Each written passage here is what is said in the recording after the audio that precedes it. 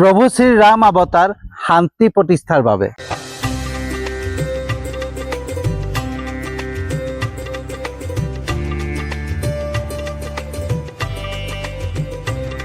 Good evening বন্ধুসকল, শুভ সন্ধ্যা। তো বন্ধুসকল, প্ৰত্যেক দিনাখনে সামাজিক মাধ্যমত দেখা পোৱা যায় একাংশ লোকে প্ৰভু শ্ৰীৰামৰ নাম লৈ জয় শ্ৰীৰাম বুলি যিকোনো হিংসাত্মক কৰ্ম কৰা, কাৰোবাৰ প্ৰতিষ্ঠান ভঙা, কাৰোবাৰ কাৰ্যালয় ভঙা, কাৰোবাক আক্ৰমণ কৰা, যিকোনো হিংসাত্মক কৰ্ম কৰা একাংশ লোকক দেখা পোৱা যায় প্ৰভু শ্ৰীৰামৰ নাম লৈ। বন্ধুসকল, প্ৰভু শ্ৰীৰাম মানে হিংসা নহয়। প্ৰভু শ্ৰীৰামৰ আদৰ্শ হিংসা নাছিলে। প্ৰভু শ্ৰীৰামৰ আদৰ্শ আছিলে সত্য, কৰ্তব্য, মৰ্যাদা আৰু ধৰ্ম। ৰামায়ণে আমাক শিকায় নৈতিকতা, পৰিয়ালৰ প্ৰতি থকা দায়িত্ব আৰু ধৈৰ্য। বন্ধুসকল, প্ৰভু শ্ৰীৰামে পিতৃ আজ্ঞা পালন কৰি নিজৰ ৰাজ সিংহাসন ত্যাগ কৰি 14 বছৰ বনবাসলৈ গৈছিলে। ই আমাক শিকায় কৰ্তব্য আৰু দায়িত্বৰ প্ৰতি থকা নিষ্ঠাবান হ'বলৈ। বন্ধুসকল,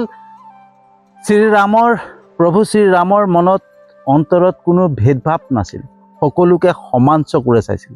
আৰু সেইবাবে প্ৰভু শ্ৰীৰামে ভিল জাতি, গুহক, চণ্ডাল আৰু বানৰ সেনাক লগত বন্ধুত্ব কৰি প্ৰমাণ কৰিছিলে মানুহৰ শ্ৰেষ্ঠতা জন্ম আৰু পৰিচয় দ্বাৰা নহয়, গুণ আৰু আচৰণৰ দ্বাৰাহে মানুহৰ শ্ৰেষ্ঠতা প্ৰমাণ কৰিব পাৰি।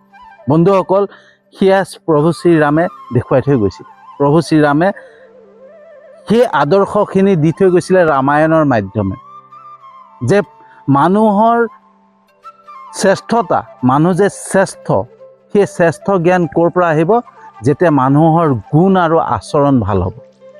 মানুহৰ জন্ম আৰু মানুহৰ পৰিচয়ৰ দ্বাৰা মানুহৰ শ্ৰেষ্ঠতা নেদেখুৱায়। মানুহৰ শ্ৰেষ্ঠতা প্ৰমাণ হয় মানুহৰ গুণ আৰু আচৰণৰ দ্বাৰা। সেয়া প্ৰভু শ্ৰীৰামে দেখুৱাইছিল। বন্ধুসকল, প্ৰভু শ্ৰীৰামৰ অৱতাৰ হৈছিলে এই সংসাৰত ৰাৱণৰ পাপ আৰু অহংকাৰৰ পৰা পৰিত্ৰাণ দিবৰ কাৰণে। এই সংসাৰৰ পৰা ৰাৱণৰ পাপ আৰু অহংকাৰৰ পৰা উদ্ধাৰ কৰিবলৈ ৰামে এই সংসাৰত অৱতাৰ লৈছিলে। তেতিয়াৰ যুগত যেতিয়া ৰাৱণৰ অত্যাচাৰত সাধু সন্তসকলৰ অতিষ্ঠ হৈ পৰিছিলে, তেতিয়াই সেই সাধু সন্তসকলক উদ্ধাৰ কৰিবলৈ কাৰণে, এই পৃথিৱীক ৰাক্ষস আৰু অসুৰৰ পৰা উদ্ধাৰ কৰিবৰ কাৰণে ৰামে এই সংসাৰত, এই পৃথিৱীত অৱতাৰ লৈছিলে। আৰু প্ৰভু শ্ৰীৰামে ৰাৱণৰ অত্যাচাৰৰ পৰা এই সংসাৰক উদ্ধাৰ কৰি এই সংসাৰত, এই পৃথিৱীত শান্তি প্ৰতিষ্ঠা কৰিছিলে, হয়নে? ধৰ্ম, কৰ্তব্য আৰু মৰ্যাদা পুনৰ সংস্থাপন কৰিছিলে এই সংসাৰত, এই পৃথিৱীত। ৰামৰ অৱতাৰে আছিলে শান্তি প্ৰতিষ্ঠা, ধৰ্ম প্ৰতিষ্ঠা, কৰ্তব্য আৰু মৰ্যাদাক পুনৰ সংস্থাপন কৰা। কিন্তু আজি আমাৰ একাংশই প্ৰভু শ্ৰীৰামৰ নাম লৈ পেলাই হিংসাত্মক পৰিস্থিতিৰ সৃষ্টি কৰে। প্ৰভু শ্ৰীৰামৰ নাম লৈ জয় শ্ৰীৰাম বুলি যিকোনো হিংসাত্মক কৰ্ম কৰে, কাৰোবাক আক্ৰমণ কৰে, কাৰোবাৰ প্ৰতিষ্ঠান ভাঙে, কাৰোবাৰ কাৰ্যালয় ভাঙে। সেয়া কি ৰামে আদৰ্শ দি থৈ গৈছিলে নেকি? সেই যি হিংসাত্মক কৰ্ম কৰি গৈ আছে একাংশ লোকে, সেই কৰ্মখিনি ৰাৱণ আৰু সেই লোকসকলৰ মাজত কিবা পাৰ্থক্য আছেনে? আপোনালোকে নিজেই চিন্তা কৰক যে ৰাৱণে যি অত্যাচাৰ কৰিছিলে, এই সংসাৰত যি অত্যাচাৰ কৰিছিলে, ৰাৱণৰ অহংকাৰ আৰু ৰাৱণৰ পাপৰ পৰা উদ্ধাৰ কৰিবলৈ ৰামে এই সংসাৰত অৱতাৰ লৈছিলে, এই পৃথিৱীত অৱতাৰ লৈছিলে। কিন্তু সেই আজি যি একাংশ লোকে হিংসাত্মক কৰ্ম কৰি আছে, সেই হিংসাত্মক কৰ্ম, সেই অত্যাচাৰ, ৰাৱণৰ অত্যাচাৰৰ সৈতে কিবা পৃথক আছেনে? একবাৰ ভালকৈ চিন্তা কৰকচোন বন্ধুসকল। আজি সেই একাংশ লোকে ভগৱানৰ নাম লৈ, ঈশ্বৰৰ নাম লৈ, প্ৰভু শ্ৰীৰামৰ নাম লৈ পেলাই যিখিনি হিংসাত্মক কৰ্ম কৰি আছে, সেয়া জানো যুক্তিসংগত হয়? আৰু সেয়া জানো ঈশ্বৰে গ্ৰহণ কৰিব, ঈশ্বৰৰ গ্ৰহণযোগ্য হয়? শ্ৰীৰাম যাতে ৰাৱণৰ পাপৰ পৰা, ৰাৱণৰ অত্যাচাৰৰ পৰা এই সংসাৰক উদ্ধাৰ কৰিব পাৰে, এই পৃথিৱীৰ পৰা উদ্ধাৰ কৰিব পাৰে। কিন্তু আজি যিখিনি একাংশ লোকে ৰামৰ নাম লৈ পেলাই হিংসাত্মক পৰিস্থিতিৰ সৃষ্টি কৰি আছে, সেইসকলৰ পৰা উদ্ধাৰ কৰিবলৈ বিষ্ণুৱে আকৌ এবাৰ এই সংসাৰত অৱতাৰ ল'ব লাগিব।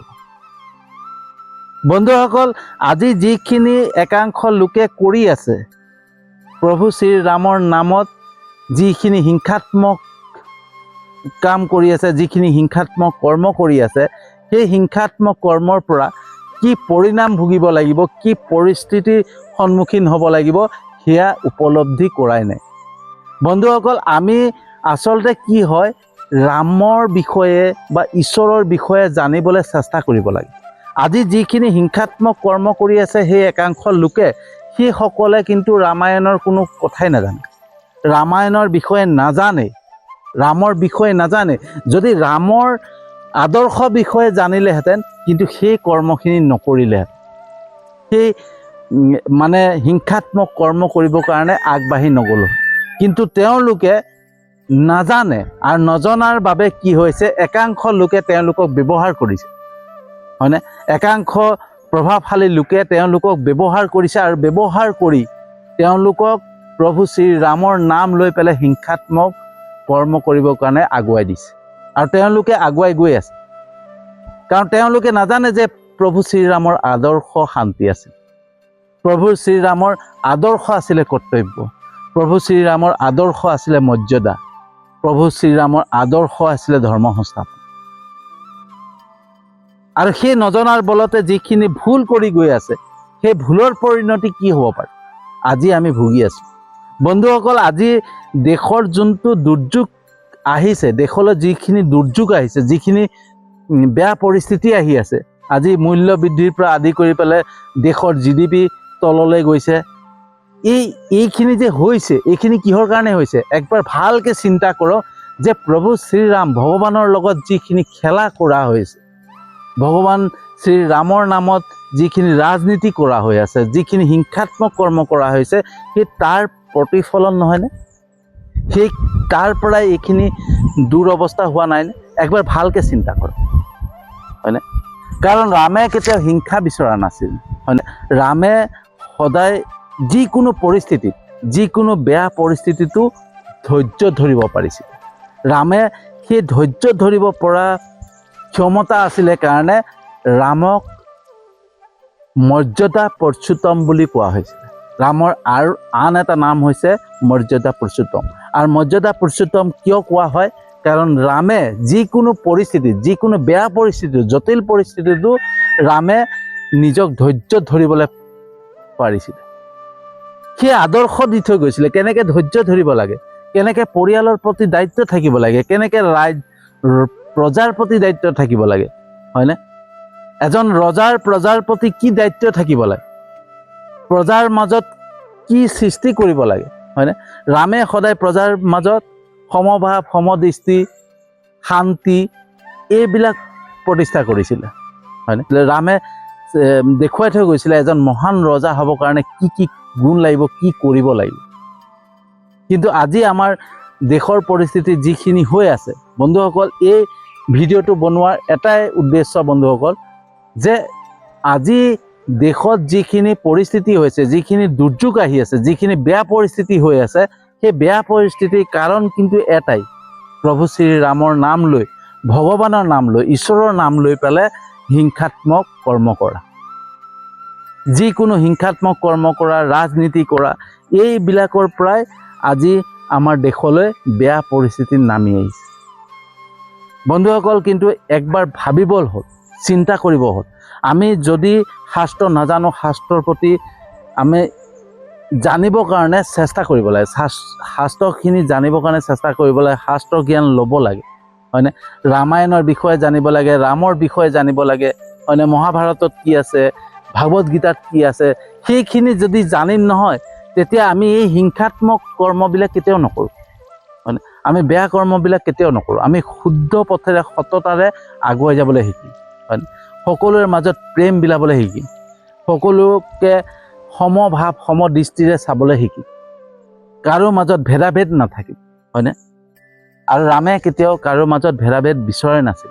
আৰু সেইকাৰণে ৰামে ভিল জাতিৰ গুহক, চণ্ডাল, আৰু বানৰ সেনাক বন্ধুত্ব কৰি প্ৰমাণ কৰি দিছিলে যে মানুহ শ্ৰেষ্ঠ জন্ম আৰু পৰিচয় নহয়, গুণ আৰু আচৰণৰ মাধ্যমেৰেহে মানুহৰ শ্ৰেষ্ঠতা প্ৰমাণ হয়।